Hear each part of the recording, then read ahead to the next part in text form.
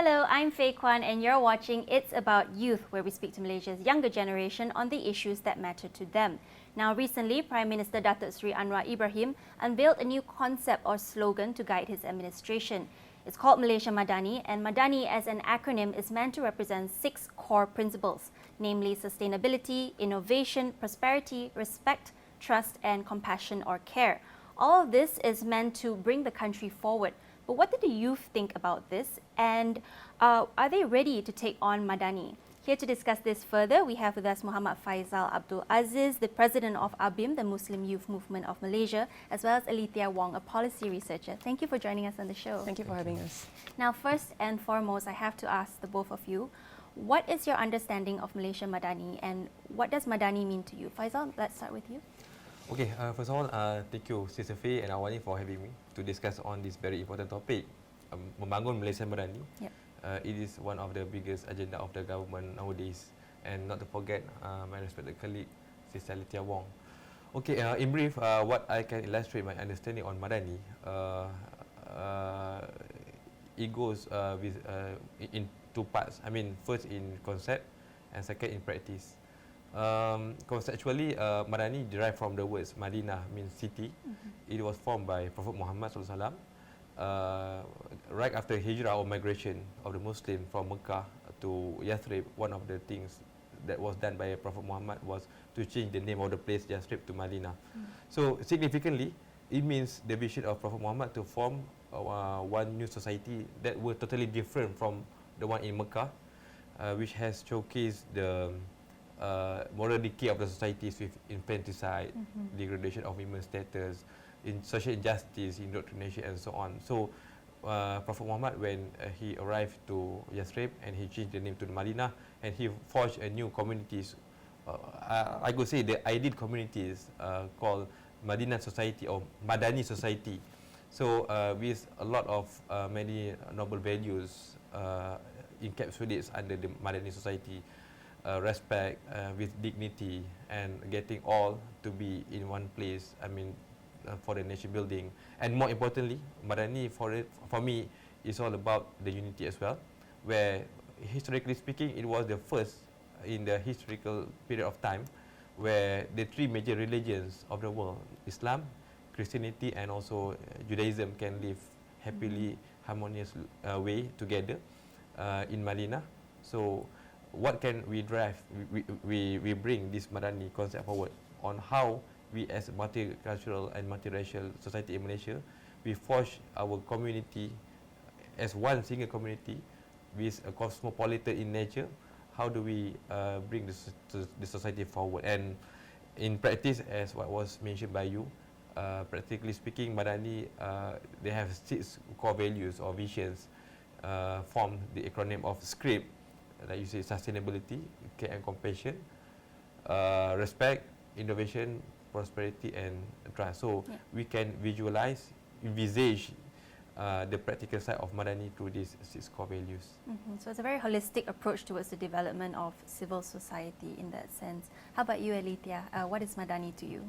I think largely when we look at it from a policy perspective, whenever there is a new administration or new government, when they come in, they have this tendency to launch a narrative or concept they would like to bring forward. And essentially Madani is no different for Datuk Seri Anwar, which is what essentially is what he wants to be remembered as a Prime Minister coming into his term. I think Saudara Faisal shared a lot in terms of what Madani meant in terms of what's being transpired.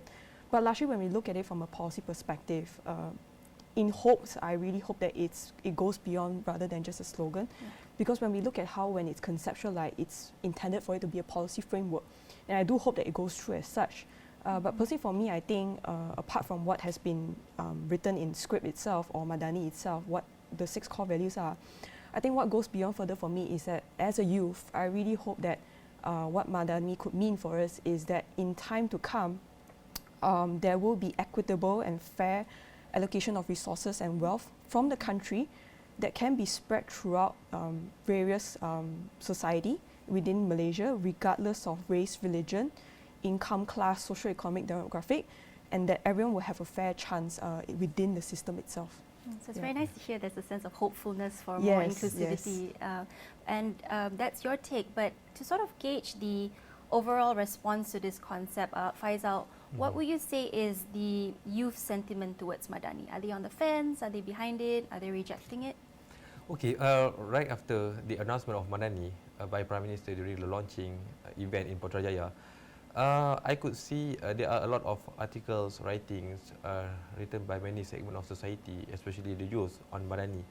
So, in other words, it shows the interest of the people, not only to understand Madani, but they want to contribute, I mean, to their own perspective, what they want to bring this society forward through this framework of Madani.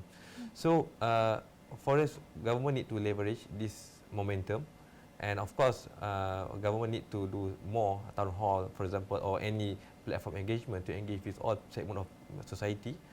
And of course, because when you ask about youth, this is what we as youth have been talking about. The government knows best, is over. But of course, it is commendable. Government has rights, and also they are obliged to have framework policies. But of course, we need to have more inclusive, meaning to say more engagement in terms of idea, and also the aspirations of the youth, especially how do we drive this society forward through this script or Madani policies. Otherwise, if our aspiration is not forthcoming, so maybe it will become irrelevant if they fail to engage with, especially the youth, CSO, youth NGO, student leaders, university, and so on. Yeah, I have a question about that actually, engagement, right? Because as you've mentioned, Madani is not a new concept, and in the context of Malaysia, Anwar Ibrahim has brought it up himself back in the 90s. But 20 to 30 years later, Alethea, would you say this framework is still relevant to today's youth? I think when we look at the six core principles, I think these are very good values that cannot be faulted across time. You know, sustainability, innovation, these are still very much so good values that we uphold till today. So regardless, is it 20 or 30 years ago, I think the core principles are still something that we still very much so need in a society. But what makes the difference between 20 years ago, when Datuk Sri Anwar was then Deputy Prime Minister, and now, I would say it really lies within the policy implementation. And really, the devil is in the details, right? I think what the government really needs to do is that when they look at the policy implementation, they have to look at what can really capture the imagination of the youth, right? So when we talk about some of these youth issues being faced by the public, we have to really think about what are some of these creative solutions that we can have to really ensure that the youth stay engaged. So that's the first thing. The second part is that after the implementation part, the government has to really go forth and start communicating with the public. What are some of these things that have been done by the government, and therefore the political communication and policy communication by the government has to really step up. And especially we're in an age where everyone's a digital consumer. You know, social media is a digital tool. The government really has to think about how do we leverage on such platforms to really engage with the youth on such issues. I see. And you've brought this up. We all know here that it's customary for a new Prime Minister now to introduce a new slogan when they start their tenure and to mark the beginning of their administration. We've seen One Malaysia, most recently Keluarga Prihatin, Keluarga Malaysia. But how do you think Madani differs from Anwar Ibrahim's predecessors? Faisal, would you like to take this? Yeah, my hope also, it should not be remain as just a slogan. But I do believe it has something, I mean, not just be a slogan, because first in concept, I mean conceptually it has strong foundation. It was addressed by many scholars, not only for decades but also for 100 years ago, like Ibn Khaldun, Al-Farabi, even Said Najib Alatas, the current scholars also. Many people talk about this ideal society, how we can be inclusive in terms of upholding the society with many diverse clan or even political ideologies, religions and races to bring forward. But more importantly, for me, in order to drive this Madani forward, for me, people empowerment matters. I saw the speech of the Prime Minister during the launching of this Madani. He mentioned his vision about the people empowerment. I mean, how to empower the people to the extent of getting away people from the syndrome of dependency. And of course, whatever policies that you want to bring forward, you need to have this kind of people empowerment. People need to be empowered in the first place, and that's why we need to have a new narrative. I mean, both political leaders and also people need to join hand in hand how to have a new narrative of people empowerment. For example, political leaders, they need to echo with what Prime Minister want to do. I mean, they should not lead. They should not leave the people to live in or to keep in abject poverty, so that every 5 years they can condescendingly give aids or cash to the people because of this syndrome of dependency. And same goes to people. Yeah, of course, there are still still one or certain segment of people that need cash. For example, people who live in rural areas, farmers and so on, who become the victim of this climate change. They cannot go to work to get money for living. Of course, they need some cash, but in the long run, they need to be they need to have more sustainable policies in terms of economic affairs, so that when people is empowered, so we can encourage them to subscribe this idea of Madani. Yeah, that is one of the aims of Madani, right? To eradicate poverty, hopefully in the coming years. We'll dive a bit deeper into that, but first let's go for a quick break. Stay with us.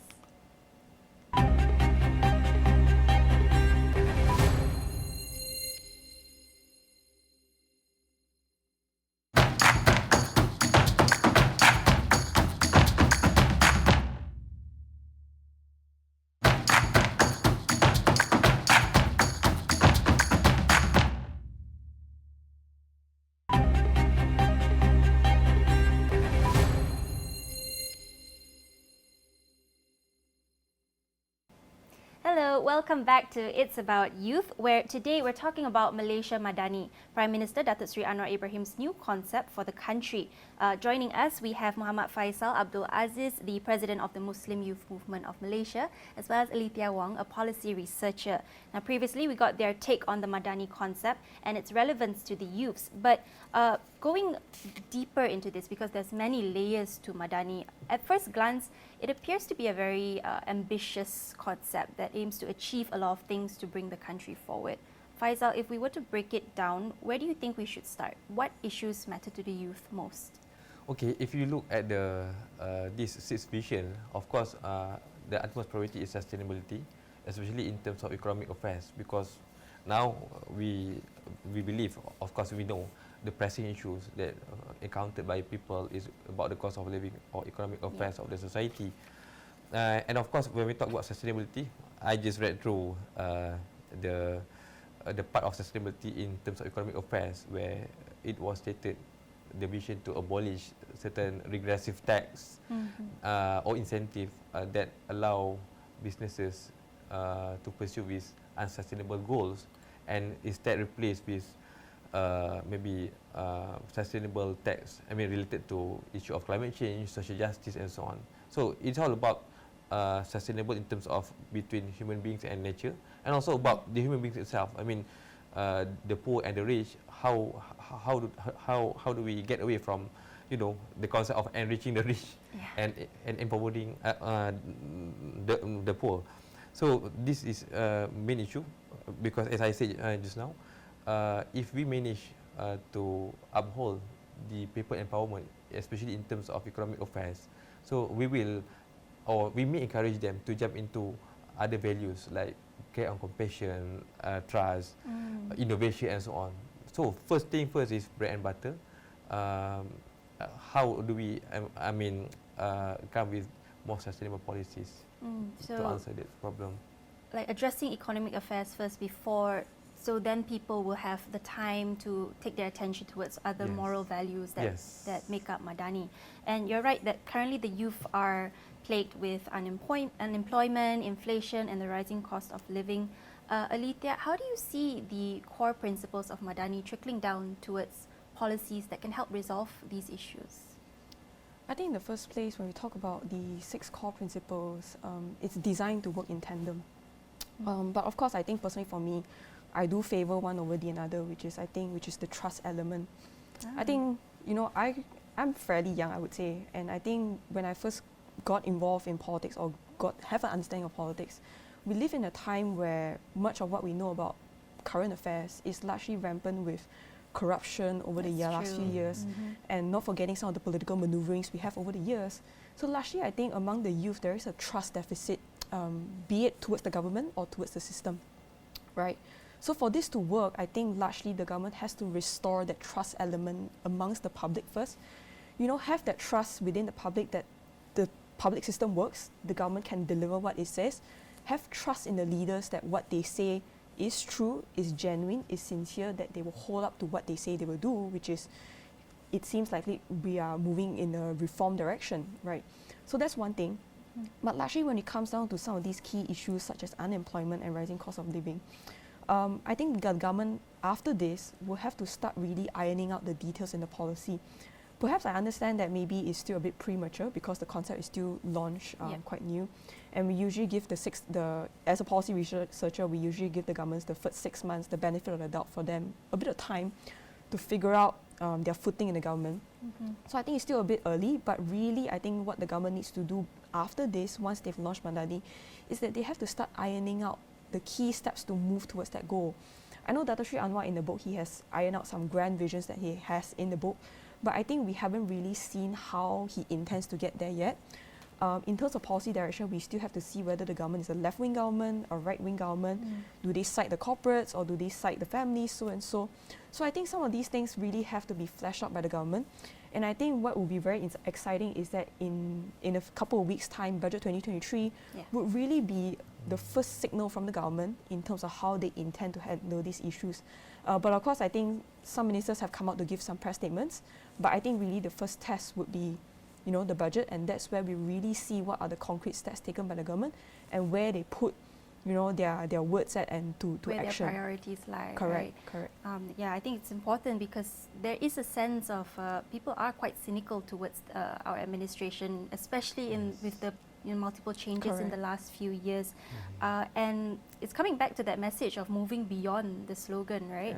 Yes. Also with politics in the recent 15th January elections, we saw the heavy use of identity politics to mobilize voters. But under Madani, Anwar Ibrahim has pledged to get rid of racism. It's a long-standing issue in Malaysia.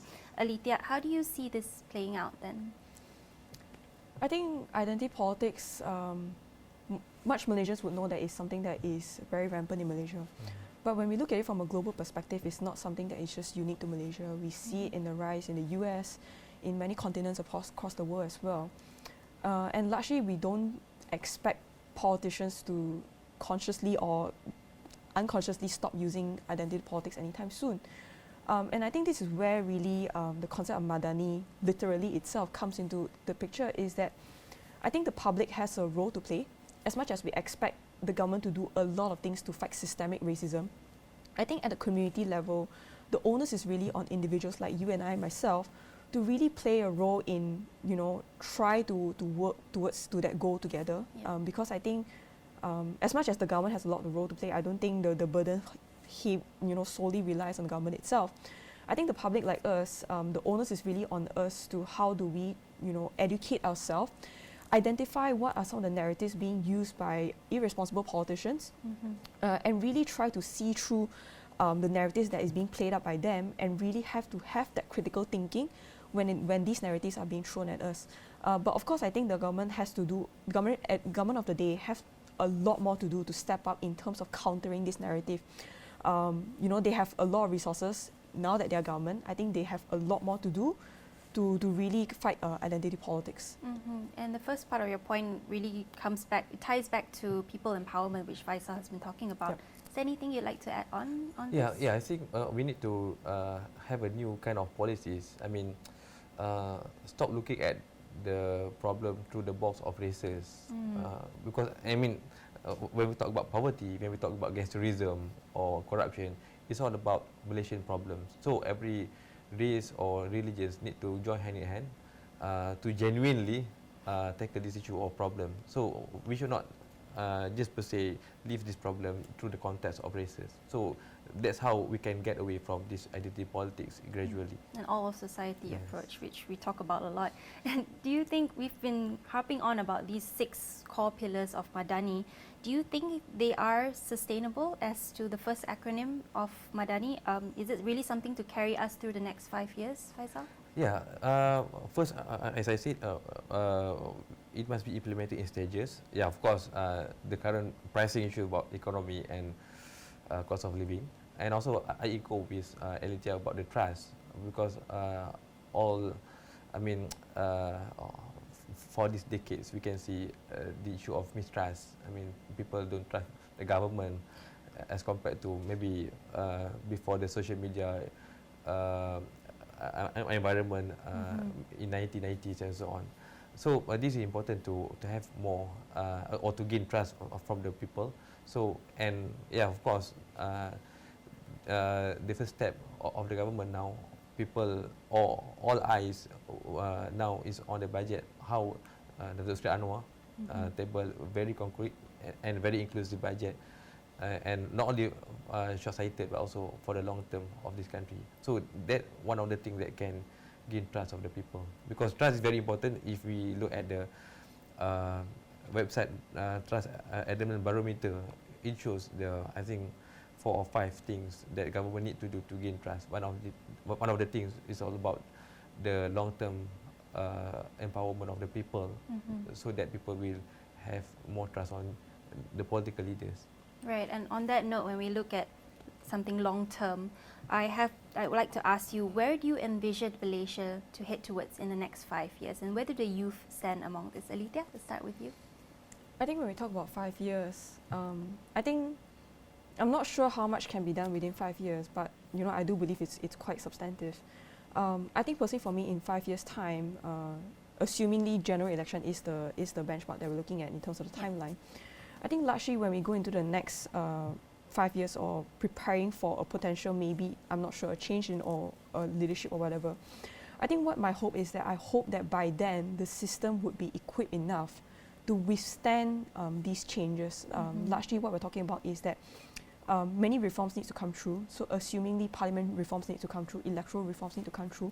I hope that by then, in 5 years' time, maybe we won't be able to get all of it done. I would hope that part of it is a portion of it is enough to be done, so that by then, if youth wants to enter the ecosystem, we would be given a fair shot at it. In other words, it's basically leveling out the playing field, right? So, for example, parliament reforms need to come through to ensure that check and balance is in place, to ensure that some of these policies that government talks about for the youth, that youth has a chance at be a check and balance towards those things that the government has set through, and it can only be done through parliament, right? So largely, I would think that, in 5 years' time, I really, really hope that the institutional reform is being done, so that youth will give a equal opportunity at it. And to ensure that the youth have a seat at the table when it comes to creating all these policies as well, right? And you, Faisal? Yeah, in terms of long-term policies, I think we need to learn from our neighboring country, Indonesia. And I do believe this Madani concept also has some influence on the visit of our Prime Minister to Indonesia. Because, Indonesia now, under the Jokowi leadership, with the certain reform agenda, decentralization of power, they become more stable, and they can come with a more stable or sustainable vision for Indonesia. And one of the biggest thing about IKN, Ibu Kota Nusantara, which will give more or big impact for the economic, for the Indonesian people. So, but in Malaysia, we just getting away from this political crisis, political turmoil. We rapidly changed our Prime Minister before, pre-general election. And in fact, actually, Indonesia also experienced the same thing. Post-reformasi, they changed leaders rapidly, from Suharto to B.J. Habibie, and then to Gus Dur, to Megawati, to Susilo Bambang, and then now to Jokowi. So I think that's what our Prime Minister, not only Prime Minister, but we as Malaysians, we wish for. We need to learn from Indonesia how they can stabilize their country, and more importantly, stability through this reform agenda, decentralization of power, give people more mandate and power to voice out, to be part of the nation building, and so that we can have more sustainable policies for the benefit of our country. That's very interesting learning for our neighbours. Well, here's hoping for a better, more inclusive Malaysia in the future. Thank you so much for joining me today. I've been speaking to Muhammad Faisal, Abdul Aziz and Alethea Wong. And thank you for watching It's About Youth. I'm Faye Kwan. See you next time.